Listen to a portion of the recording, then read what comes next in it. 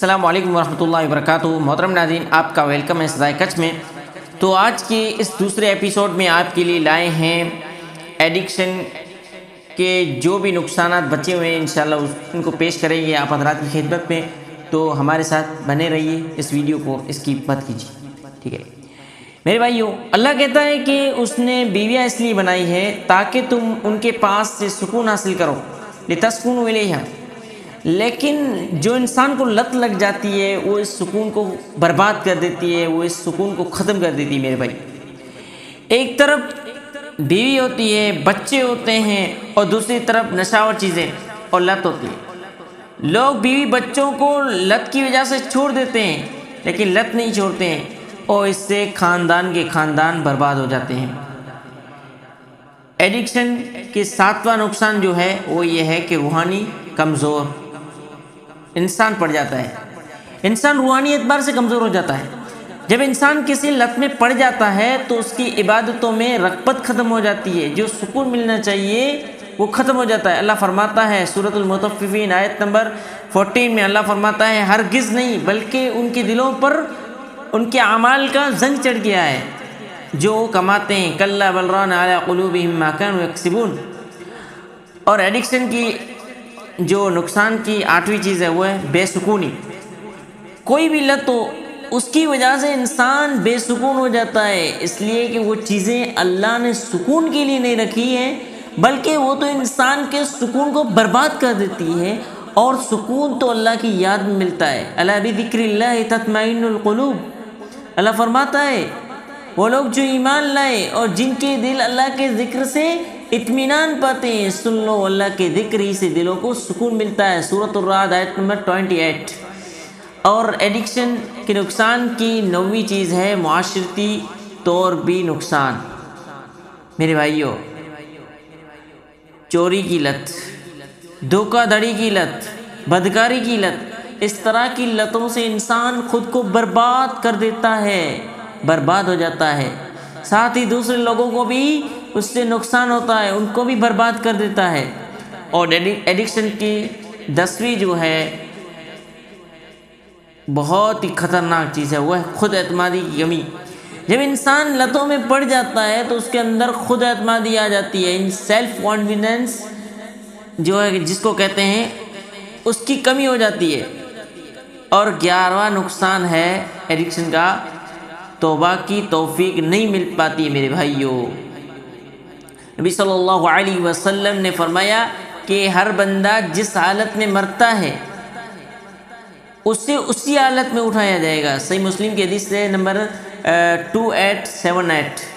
جب انسان کوئی برائی کرتا ہے تو اسے یہ سوچ لینا چاہیے کہ کہیں اسی برائی میں پڑے ہوئے مجھے موت نہ آ جائے۔ یہ ڈر ہونا چاہیے، یہ خوف ہونا چاہیے۔ اگر یہ سوچ لیا تو آپ اس برائی سے بچ سکتے ہیں میرے بھائیوں۔ اور 12واں نقصان ہے آخرت برباد ہو جاتی ہے میرے بھائیوں۔ اللہ تعالیٰ فرماتا ہے جو شخص رحمان کے ذکر سے منہ موڑ لیتا ہے تو اس کے لیے ایک شیطان مسلط کر دیتے ہیں اللہ رب العالمین، اور وہ اس کا ساتھی بن جاتا ہے میرے بھائیوں۔ سورۃ الزخرف آیت نمبر 36۔ بچوں کو ایڈکشن میں پھنسنے سے میرے بھائیوں بچائیے۔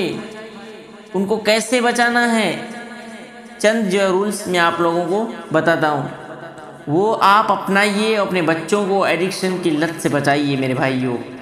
جو بچے ایڈکشن کے شکار ہیں انہیں کچھ اذکار میرے بھائیوں بتائیے، تو یہ ایڈکشن کی عادتیں دھیرے دھیرے کم ہو جائے گی، ختم ہو جائے گی میرے بھائیوں۔ صبح پہلی جو ہے بچوں کو عادت دلائیے، صبح کو جب سوئیں، صبح اٹھیں تو ان کو جو ہے دعا پڑھائیے، الحمدللہ الذی احیانا بعدما اماتنا والیہ النشور۔ سب تعریف اللہ کے لیے ہے جس نے ہمیں موت کے بعد زندہ کیا، اسی کی طرف ہمیں لوٹ کر جانا ہے۔ بخاری 6312 نمبر کی حدیث ہے۔ اور بچوں کو دوسری چیز سکھائیے، سونے سے پہلے کی دعا، اللہم بسمک اموت و احیا، اے اللہ تیرے نام کے ساتھ مرتا ہوں، تیرے نام کے ساتھ جیتا ہوں۔ بخاری حدیث نمبر 7394۔ کھانے سے پہلے بسم اللہ، کھانے کے بعد کی دعا بھی اپنے بچوں کو سکھائیے میرے بھائیوں۔ الحمدللہ الذی اطعمنی ھذا ورزقنی من غیر حول منی ولا قوہ۔ کھانے سے پہلے جو ہے بسم اللہ پڑھیے، اپنے بچوں کو سکھائیے بیٹا کھانے کے وقت جو ہے پہلے بسم اللہ کرنا چاہیے، اس کے بعد کی دعا پڑھنی چاہیے، الحمدللہ الذی اطعمنی ھذا ورزقنی من غیر حول منی ولا قوہ۔ سب تعریف اللہ کے لیے جس نے مجھے یہ کھانا کھلایا، اطعمنی، جس نے مجھے کھانا کھلایا اور یہ رزق فرمایا، مجھے دیا رزق، اطعمنی ھذا ورزقنی من غیر حول منی ولا قوہ، بغیر میرے کسی زور اور قوت کے۔ ترمذی شریف کی حدیث ہے 3458۔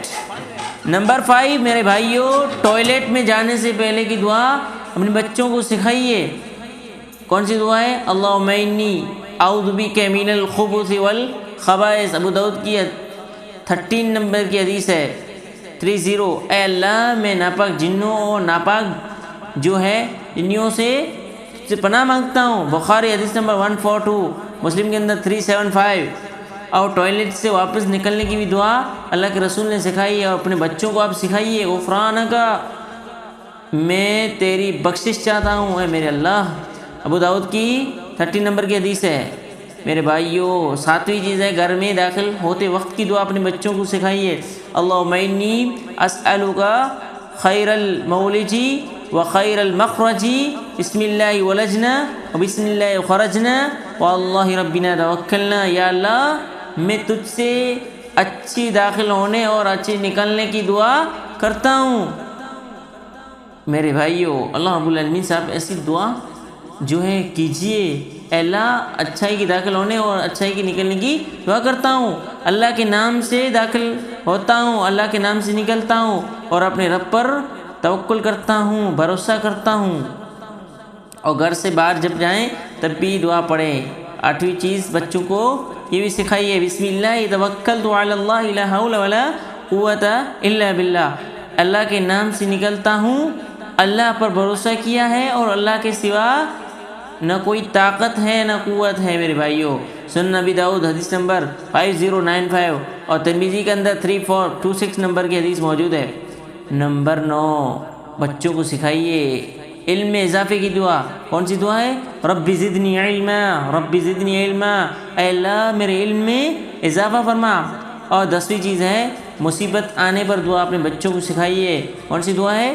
انا للہ و انا الیہ راجعون، انا للہ و انا الیہ راجعون۔ میرے بھائیوں یہ اللہ رب العالمین سے دعا کیا کریں آپ لوگ، بے شک ہم اللہ رب العالمین کے لیے اور ہمیں اس کی طرف لوٹ کر جانا ہے۔ سورہ بقرہ آیت نمبر 156۔ اور 11ویں چیز ہے اپنے بچوں کو سکھائیے چھینکنے اور چھینک سننے کی دعا بھی اپنے بچوں کو سکھائیے۔ اگر کسی کو چھینک آتی ہے تو الحمدللہ کہے، مطلب اس کا کیا ہے؟ سب تعریف اللہ کے لیے ہے۔ اور رسول اللہ صلی اللہ علیہ وسلم نے فرمایا جب کوئی چھینکتا ہے تو اللہ کا شکر کرے، یعنی وہ الحمدللہ کہے، اور جو سنتا ہے تو اسے یہ دعا کرنی چاہیے، وہ کیا کہے؟ یرحمک اللہ، اللہ تجھ پر رحم کرے۔ اور رسول اللہ صلی اللہ علیہ وسلم نے فرمایا جب کسی کو چھینک اگر آپ سن رہے ہیں تو یرحمک اللہ کہیے۔ میرے بھائیوں یہ چیزیں بچوں کو سکھائیے آپ، یہ بہت ہی اہم چیزیں ہیں میرے بھائیوں۔ آگے میں اور امپورٹنٹ چیز بتاتا ہوں، وہ ہے ایڈکشن سے نجات کیسے ہے۔ نمبر 1 ہمیں خود اپنی فکر ہونی چاہیے۔ آج کل ہم دوسروں کی فکر میں لگے ہوئے ہیں، اس فکر کو چھوڑیے، ہمیں خود کی فکر کیجیے۔ ہمیں اپنی حالت کو بدلنے کے لیے فکر مند ہونا چاہیے کہ میں کیسا ہوں۔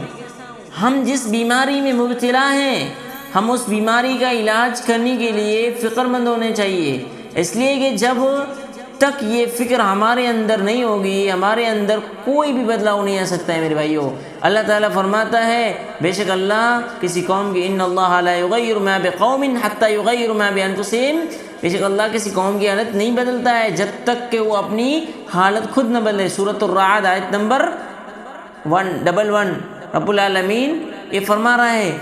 اور آگے عبداللہ بن مسعود رضی اللہ تعالیٰ عنہ کہتے ہیں کہ نبی صلی اللہ علیہ وسلم نے فرمایا تم میں سے جو بھی شخص ہے اس کے ساتھ اس کا ایک قرین ہے جنوں میں سے اور ایک قرین فرشتوں میں سے ہے۔ تو صحابہ نے پوچھ لیا اللہ کے رسول صلی اللہ علیہ وسلم آپ کے ساتھ کیا ہے؟ آپ کے ساتھ کیا معاملہ ہے؟ یہ کیا آپ کے ساتھ بھی جن مقررہ ہیں؟ کیا آپ کے ساتھ بھی جن ہیں؟ آپ کے ساتھ بھی شیطان ہے؟ نبی صلی اللہ علیہ وسلم فرمایا ہاں میرے ساتھ بھی یہی معاملہ ہے، اور اللہ تعالیٰ نے میری مدد کی، وہ اسلام لے آیا، اس لیے وہ مجھے اب صرف خیر کی رہنمائی کرتا ہے، اور اس کے علاوہ مجھے وہ اب کسی بات کا حکم نہیں دیتا ہے۔ صحیح بخاری حدیث نمبر 555 اور مسلم کے اندر 632 نمبر کی حدیث موجود ہے۔ اور دوسری جو ہے ایڈکشن کی جو نجات ہے، اس کا جو ہے دوسرا عنوان ہے وہ اخلاص کے ساتھ توبہ کریں۔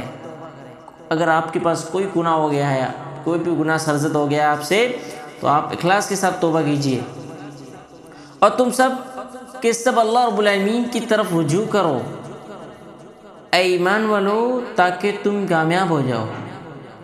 اللہ سے رجوع کرو۔ توبہ کی شرطیں، توبہ کی بہت ساری شرطیں ہیں۔ ندامت اور شرمندگی۔ ندامت اور شرمندگی لوگوں کے لیے نہیں بلکہ اللہ کے سامنے ہونا چاہیے کہ اپنے اس عظیم رب کی نافرمانی کی ہے۔ جب یہ احساس ہمارے اندر پیدا ہو جائے گا کہ میں نے اپنے رب کی نافرمانی جو ہے کی ہے، میں اپنی رب کی نافرمانی کر رہا تھا، تو اس دن سے آپ کا دل بدلنا شروع ہو جائے گا اور آپ اچھائی کی طرف آنے لگیں گے۔ دوسری چیز ہے بنا تاخیر کے گناہوں سے باز آ جائیں۔ تاخیر مت کیجئے، گناہوں سے باز آ جائیے۔ آئندہ وہ گناہ نہ کرنے کا عزم مصمم کر لیجئے۔ نبی صلی اللہ علیہ وسلم نے اللہ سے دعا کی اے اللہ میں تجھ سے خیر اور بھلائی کے کرنے کا تجھ سے سوال کرتا ہوں، اور برائیوں کے ترک کرنے کا تجھ سے سوال کرتا ہوں، اور اے اللہ مسکینوں کی محبت میرے دل میں پیدا فرما، اور اے اللہ میں تجھ سے دعا کرتا ہوں کہ میری مغفرت فرما دے اور مجھ پر رحم فرما، اور جب تو کسی قوم میں فتنے کا ارادہ کرے تو اے اللہ مجھے فتنے میں مبتلا کیے بغیر وفات دے دے۔ اے اللہ میں تجھ سے تیری محبت کا سوال کرتا ہوں، اور اس کی محبت کا سوال کرتا ہوں جو تجھ سے محبت کر رہا ہے، اور اے اللہ میں تجھ سے ایسے عمل کی محبت کا سوال کرتا ہوں جو تیری محبت سے قریب کر دے۔ ترمذی شریف کی حدیث ہے 3235 نمبر کی۔ اور نمبر 4 توبہ کا دروازہ بند ہونے سے پہلے توبہ کرنا ہے۔ توبہ کا موقع کب تک ہے؟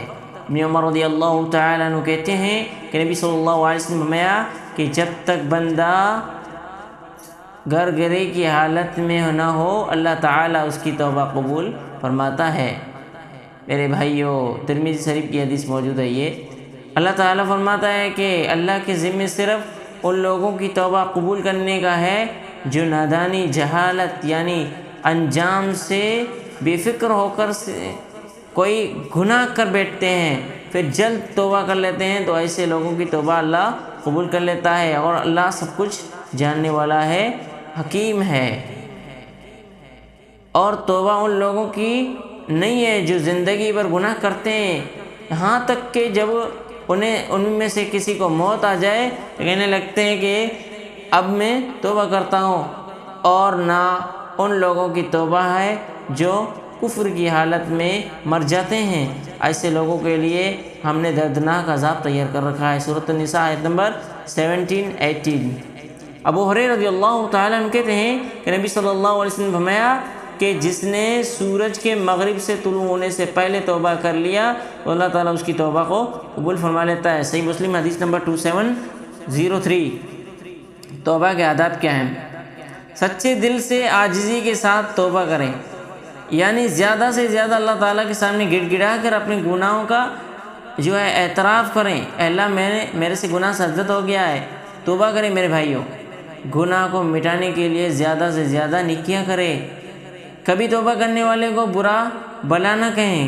کسی آدمی نے اللہ کے سامنے توبہ کیا تو آپ اس کی جو ہے اس کا حوصلہ افزائی کریں، اس کا حوصلہ پست مت کیجیے، اور ایسا بالکل نہ کہیں کہ اتنے گناہ کر کے آئے ہیں، توبہ کرنے یا اس طرح کے شرمندہ کرنے والے الفاظ یا اس کو ڈیموٹیویٹ کرنے والے الفاظ نہ کہیں، ورنہ اگر وہ اپنی توبہ میں آگے نہ بڑھ پایا، نیکیاں نہ کر پایا، تو اس کی باتیں سنانے والے ہی مجرم ہوں گے، جو سناتے ہیں وہی مجرم ہوں گے، اس لیے کہ اپنے ہی اسے شرمندہ جو ہے کرتے ہیں، اور اگر آپ اس کو سناتے ہیں تو آپ ہی شرمندہ کر رہے ہیں اس کا گناہ آپ کے اوپر ہو جائے گا۔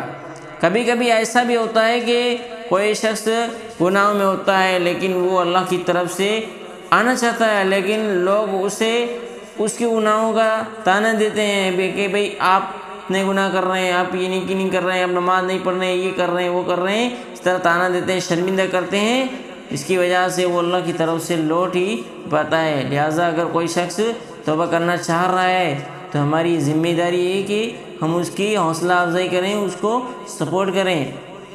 ایک عورت نے زنا کر لیا تھا، وہ عورت نبی صلی اللہ علیہ وسلم کے پاس آئی اور کہا، اے نبی صلی اللہ علیہ وسلم، مجھ سے گناہ ہو گیا ہے۔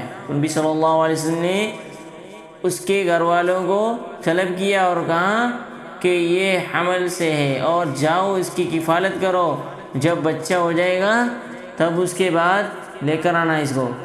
تو اس کے گھر والے اسے لے گئے اور اس عورت کی کفالت کی، اور جب بچہ ہو گیا تو اسے لایا گیا اور اس پر رجم کرنے کا حکم صادر کیا گیا۔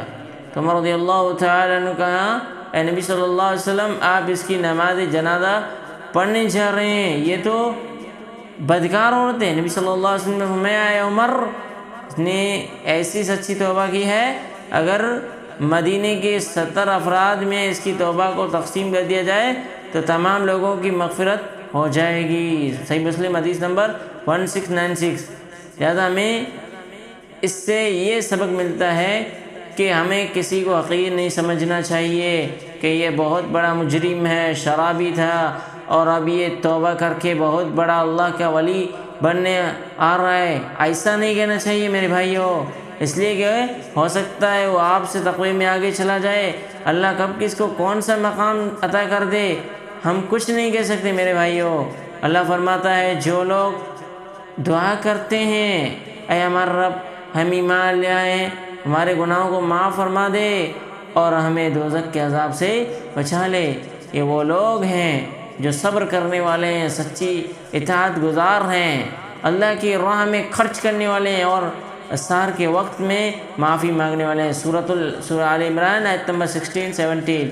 ابو ہریرہ رضی اللہ تعالیٰ عنہ کہتے ہیں کہ نبی صلی اللہ علیہ وسلم نے فرمایا کہ ہمارا رب ہر رات آسمانی دنیا پہ آتا ہے، جب رات تہائی حصہ باقی رہ جاتی ہے تو اللہ تعالیٰ کہتا ہے کہ کون ہے جو مجھ سے دعا کرے، میں اس کی دعا کو قبول کروں گا، کون ہے جو مجھ سے مانگے، میں اسے عطا کروں گا، کون ہے جو مجھ سے بخشش مانگے، میں اس کی دعا کو قبول کروں گا، میں اس کی بخشش کر دوں گا۔ صحیح بخاری حدیث نمبر 1145۔